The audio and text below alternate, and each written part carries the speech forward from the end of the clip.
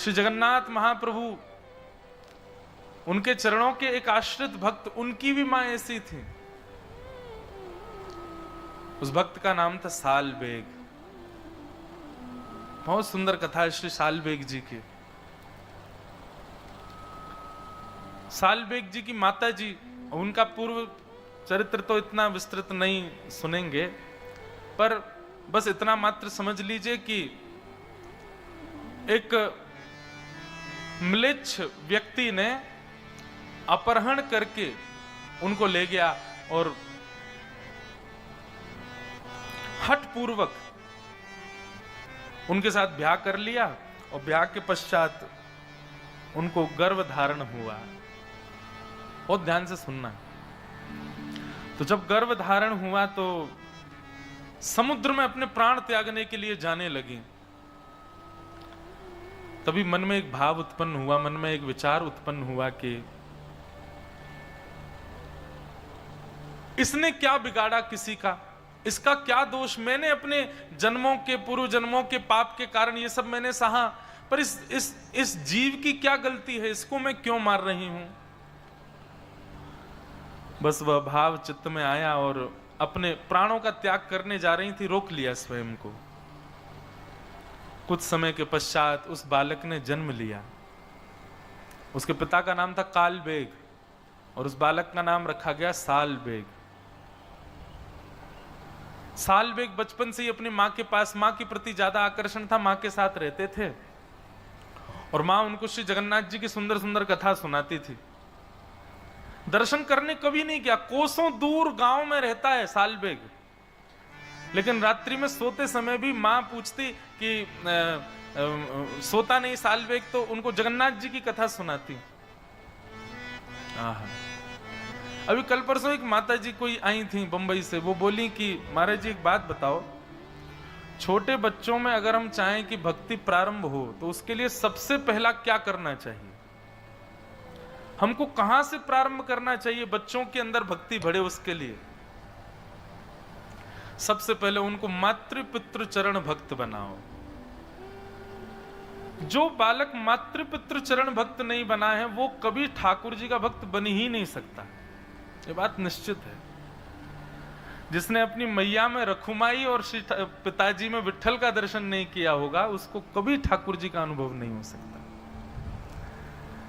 अब आप लोग लगे हैं बच्चों को गायत्री याद कराने में, बच्चों को हनुमान चालीसा याद कराने में, बच्चों को बैठा रहे जबरदस्ती आसन पर, रो रहा है बेचारा, चीख रहा है मुझे नहीं करनी पूजा, नहीं करेगा कैसे नहीं, बैठ यहां पे, ऐसे नहीं होगा काम। क्या करो, पूरे दिन बच्चे पढ़ते हैं, खेलते हैं, कूदते, जो भी करते हैं, शाम को जब फ्री हो जाए तो उसको सुनो कमरे में आओ, कमरे में आ जा, चल अब पैर दबा मेरे, थोड़ी सेवा कर, चरण दबाओ, अपने पैर दबाओ, बच्चों को सिखाओ। रात्रि में सोने जाए ही ना बालक बिना माता पिता के चरण दबाए, पहले उनके चरण सेवा करे। सुबह उठते ही उसको सिखाइए, ठाकुर जी को प्रणाम बाद में करना, पहले हमको प्रणाम करो आके, जय श्री कृष्ण बोला करो। उठते ही माता पिता को दंडवत प्रणाम करे बालक, स्कूल जाते समय प्रणाम करे, स्कूल से आते समय प्रणाम करे। हमारे घर में तो महाराज जी ऐसा नियम कि जितनी बार बाहर जाएं घर से उतनी बार जय श्री कृष्ण बोल के जाएं, और जितनी बार घर लौट के हम एक ही दिन में चाहे 10 बार जाएं, 10 बार जय श्री कृष्ण बोलना, प्रणाम करो। सबसे पहली ये स्थिति है बालकों के अंदर, अगर आपको ठाकुर जी के प्रति प्रेम उत्पन्न कराना है तो सबसे पहले अपनी चरण सेवा उनसे करवाओ। बालकों को सबसे पहले अपना दास बनाओ, और बालक दास तब बनेंगे जब बालक छोटे थे तब आपने उनकी खूब सेवा करी हो। आजकल तो माताएं एक सेवा करने वाली अलग से रखती हैं बालकों के लिए, वही सेवा करती है बच्चों की।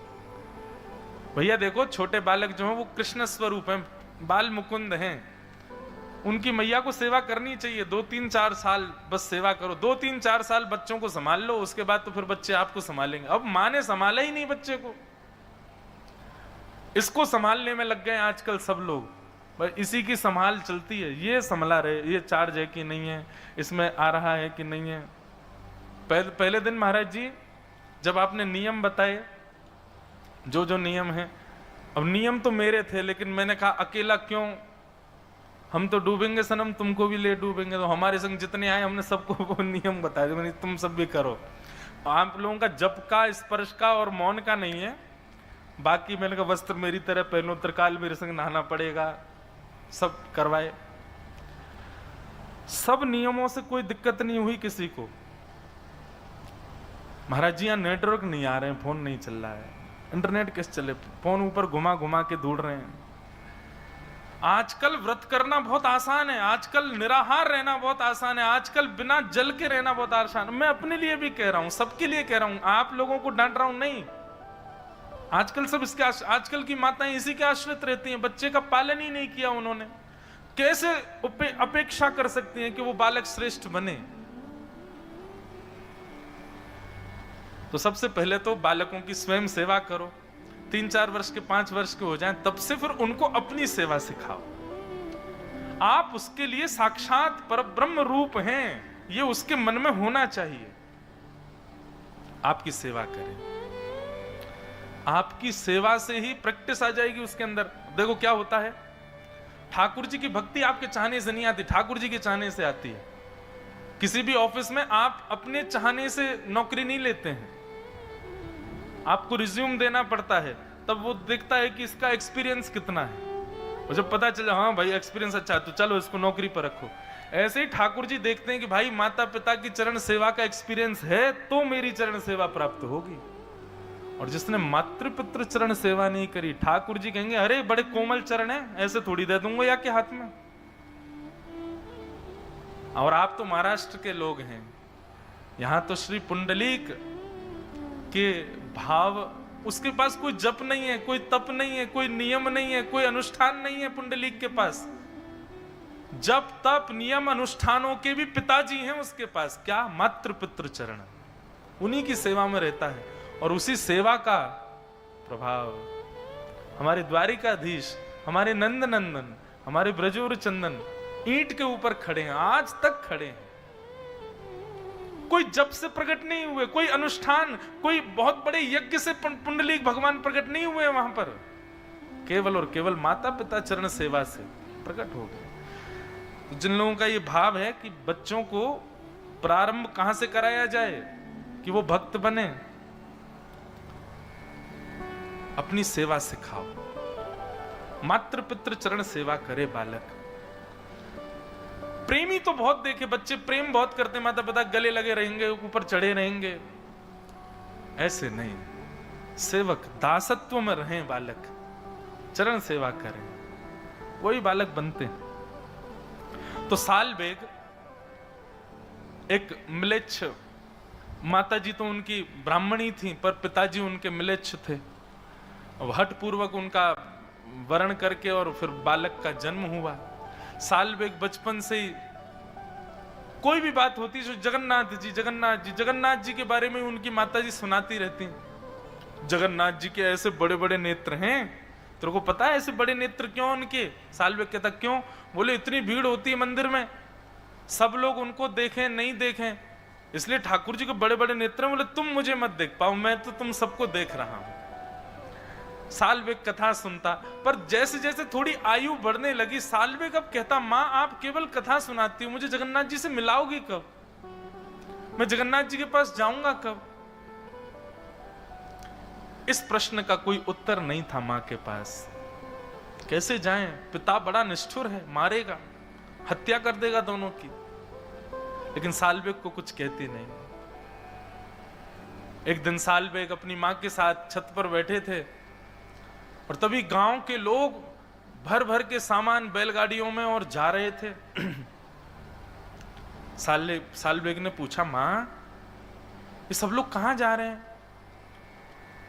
मां ने कहा अरे सुंदर तिथि आ रही है, श्री जगन्नाथ जी बलभद्र जी सुभद्रा जी तीनों रथ में आरूढ़ होंगे और श्री मंदिर से चल करके वह रथ 2-3 दिन का समय लगा करके और फिर गुंडीचा पहुंचेगा।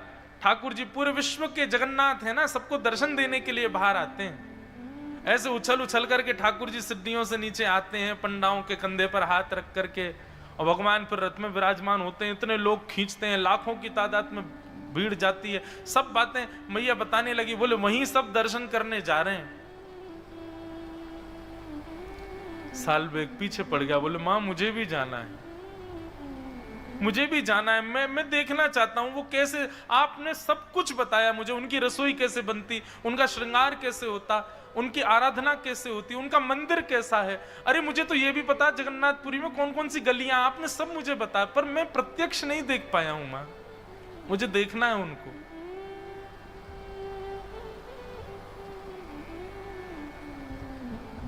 मां ने समझाया, बोले सालबेग मेरे चाहने से तो तू जगन्नाथ जी को नहीं देख पाएगा, अब तो तेरे पास एक ही उपाय है। बोले क्या? तू जगन्नाथ जी को प्रार्थना कर कि वो तुझे अपना दर्शन दे। तब भक्त सालबेग उस दिशा की ओर देखता है जहां श्री मंदिर विद्यमान है और आर्त क्रंदन करते हुए एक उड़िया भाषा में एक पद गाता है, बहुत सुंदर भाव।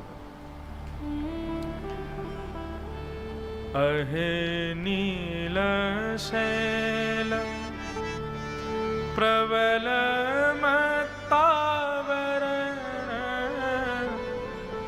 प्रबल मत्तावरण, मोआरत नलनी बनकु कर धनन। अहे प्रबल मत्तावरण, प्रबल मत्तावरण, मोआरत नलनी बनकु कर दनन। अहे नील शैल। सालबेग कहता है, अरे नीलाचल पर्वत के मतवाले हाथी जगन्नाथ, नीलाचल पर्वत पर आप विराजते हो और मतवाला हाथी क्यों कह रहे हैं? बोले क्योंकि जब आप मंदिर से उतर करके नीचे रथ की ओर आते हो उस समय आपकी चाल गजगामनी होती है, आगे को जाते हो फिर पीछे होते हो। कभी देखा श्री जगन्नाथ जी जब रथ पर आरूढ़ होने के लिए आते हैं कैसी चाल होती है उनकी? इसलिए सालबेग कह रहा है, अरे ओ नीलाचल पर्वत के मतवाले हाथी जगन्नाथ, मोआरत नलनी बनकु कर दलन। मेरे हृदय रूपी सरोवर में मेरे आपके दर्शन रूपी आर्त रूपी कमल को आकर के अपनी सूंड से पकड़ करके उसका भेदन कर दीजिए ना नाथ। सबको दर्शन देते हो, आप जगन्नाथ कहलाए जाते हो, मुझ पर कृपा नहीं करोगे? अच्छा शायद इसलिए कृपा नहीं कर रहे क्योंकि मैं एक म्लेच्छ का बेटा हूं, मैं एक मुस्लिम का बेटा हूं। नाथ ये भेद दृष्टि आपके अंदर नहीं है। गजराज चिंता कला थाई घोर जलेन, गजराज चिंता कर थाई घोर जलेन, चक्र पेशी नक्र नाशी उद्धरील अपन। अगर आप ये सोच करके नहीं आ रहे कि मैं एक म्लेच्छ का बालक हूं नाथ, तो आप तो वो हैं जो इंसान नहीं था, गजेंद्र। वो उस गजेंद्र को जब ग्राह ने पकड़ लिया तो आप गए उसकी रक्षा करने के लिए, और जाकर के आपने अपने सुदर्शन चक्र से उस ग्राह का भेदन करके और गज की सूंड को पकड़ करके आपने बाहर कर लिया। नाथ मैं भी आपको पुकार रहा हूं, आइए ना मुझको यहां से ले जाए, मुझे आपको देखना है और कोई मेरी इच्छा नहीं है प्रभु।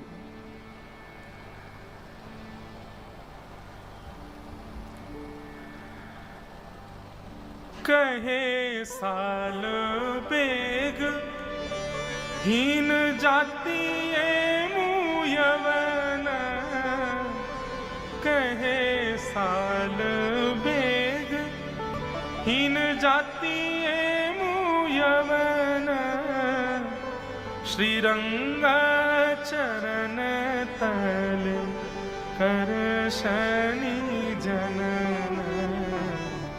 अहे नील शैल प्रबलमतावर प्रबलमतावरण मुआर तनलनी बनकूकर दलन अहे नीला सालबेग तो अपने घर की छत पर खड़ा खड़ा गा रहा है। जिस दिशा में जगन्नाथपुरी है उस दिशा में देख करके गा रहा है। श्री जगन्नाथ जी सबसे ज्यादा प्रसन्न होते हैं 365 दिन में उस दिन जिस दिन वो रथ पर विराजमान होते हैं। ठाकुर जी को बहुत सुख मिलता है उस दिन। जिन लोगों को मंदिर में प्रवेश तक वर्जित है उन लोगों को दर्शन देने ठाकुर जी आ जाते हैं बाहर। पर ब्रह्म परमात्मा जगदीश्वर जगन्नाथ पूरे ब्रह्मांड के नायक कितने सरल सहजता में आ जाते हैं सबको दर्शन देने। लेकिन आज जगन्नाथ जी प्रसन्न नहीं है। बलभद्र जी का रथ चल दिया, सुभद्रा जी का रथ चलने लगा और जैसे ही नंदी घोष रथ का नाम है, भगवान श्री जगन्नाथ जी के रथ का नाम है नंदी घोष। लाखों लोगों ने जैसे ही रस्सी पकड़ करके उस रथ को खींचना प्रारंभ किया, रथ एक पत्थर के भांति स्तब्ध हो गया। सब पुजारी चरणों में गिर गए, घुटनों पर बैठ गए, बोले महाप्रभु कृपा करो, क्या अपराध बन गया हम लोगों से, आज आपका रथ क्यों नहीं चल रहा है। राजा ने जाकर के विनती की, ठाकुर जी के चरणों में प्रणाम किया। भगवान आज भी जगन्नाथपुरी के राजा को अंदेशे देते हैं, स्वप्न देते हैं, भाव बता देते हैं, कोई भी इच्छा उनकी हृदय की होती है तो। राजा ने जाकर के प्रणाम किया, बोले महाप्रभु जी रथ आगे नहीं बढ़ रहा है, कोई अपराध बन गया हम लोगों से। महाप्रभु जगन्नाथ बोले आज रथ यात्रा में भीड़ नहीं आई मुझको देखने वाली। राजा बोले नाथ जहां तक दृष्टि जा रही है सिर ही सिर दिखाई दे रहे हैं, लाखों की तादाद में लोग हैं, आपको क्यों लग रहा है कोई नहीं आया। बोले पता नहीं, मुझे तो कोई दिख ही नहीं रहा है, बस बार बार कानों में एक ही ध्वनि आ रही है, अरे नीलाचल पर्वत के मतवाले हाथी मुझ पर कृपा करो। तब श्री जगन्नाथ जी कहते हैं मुझे आज कोई नहीं दिख रहा है, मुझको केवल एक मेरे वैष्णव की इच्छा है, जब तक वो नहीं आएगा मेरा रथ आगे नहीं बढ़ेगा। बोले कौन है। ठाकुर जी ने दिशा बताई, इस दिशा में इतनी कोस दूर पर एक गांव है, वहां पर एक मेरा सालबेग नाम का छोटा सा नन्हा सा बालक मेरा भक्त है, वो करुण क्रंदन करते हुए मुझे पुकार रहा है, उसको लेके आओ, जब तक नहीं आएगा मेरा रथ नहीं बढ़ेगा आगे। A suit is incomplete without a tie. And there's no vacation without thrill, mere bhai. Your next adventure awaits you on Paytm. Get flat 15% off on flight tickets. हुए मुझे पुकार रहा है, उसको लेके आओ, जब तक नहीं आएगा मेरा रथ नहीं बढ़ेगा आगे।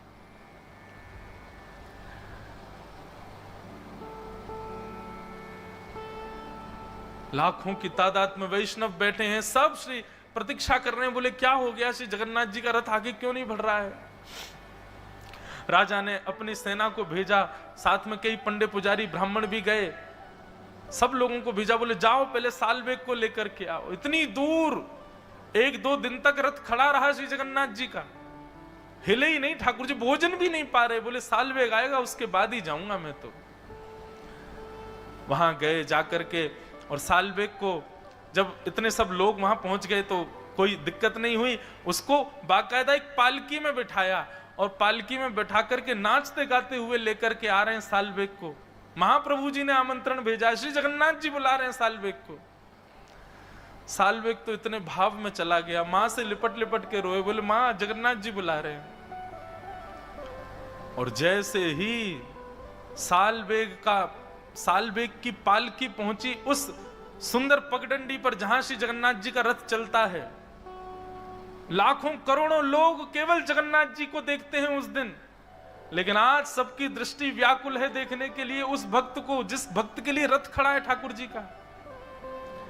जैसे ही सालवेग की पालकी आई, सालवेग सामने आया, सालवेग को देखते ही श्री महाप्रभु जगन्नाथ जी झूमने लगे। उनका अपने अपने रथ के ऊपर ही ब्रह्म वेदी जिस पर ठाकुर जी विराजते हैं उसी पर ही मचलने लगे।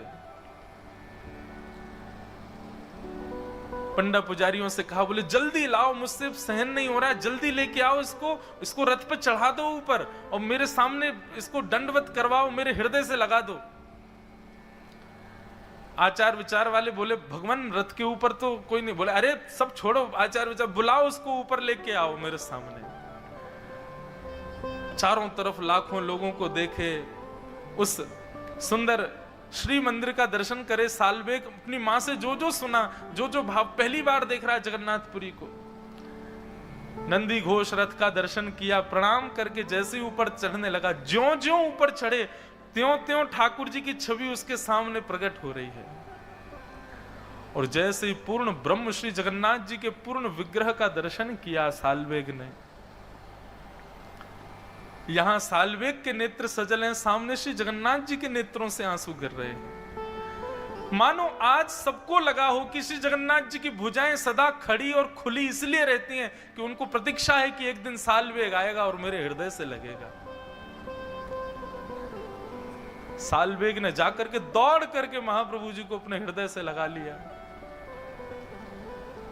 देख करके पूरा जगन्नाथपुरी उस दिन भावावेश में प्रवृत्त हो गया। ठाकुर जी को हृदय से लगा करके खूब रोया सालवेग, और हृदय से लगाने के बाद जैसे ही दंडवत किया, दंडवत करने के बाद सालवेग फिर कभी नहीं उठे, चरणों में ही रह गए श्री महाप्रभु जी के। आज भी वहां के सब पंडा पुजारी वर्णन करते हुए बताते हैं कि जो रथ मार्ग है, ठाकुर जी का रथ जहां चलता है, वहीं बीच मार्ग में सालवेग की समाधि है। और आज भी ठाकुर जी अपने उस सालवेग को याद करके अपना रथ वहां रोकते हैं, और रोक करके मानो थोड़ी देर के लिए ठाकुर जी भावावेश में चले जाते हैं, और तब इस भाव का वहां गायन सब पंडा पुजारी करते हैं।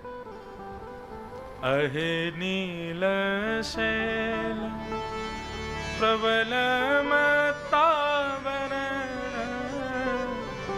मुआरत नलनी बनकु करदनन अहे नील शैल। ऐसे श्री जगन्नाथ महाप्रभु। तो लोग पूछते हैं भक्ति में क्या क्या चीजें आवश्यक हैं। जप आवश्यक है, मन की एकाग्रता आवश्यक है, नियम आवश्यक हैं, पर एक बात और लिख लो भैया, मातृ पितृ आशीर्वाद भी बहुत आवश्यक है। सालवेग को अपनी मां की आशीर्वाद से, मां की कृपा से जगन्नाथ जी प्राप्त हुए। यदि मातृ पितृ प्रसन्न नहीं है बंधुओं, तो भी भगवत प्राप्ति में कहीं ना कहीं बंधन आ जाएगा।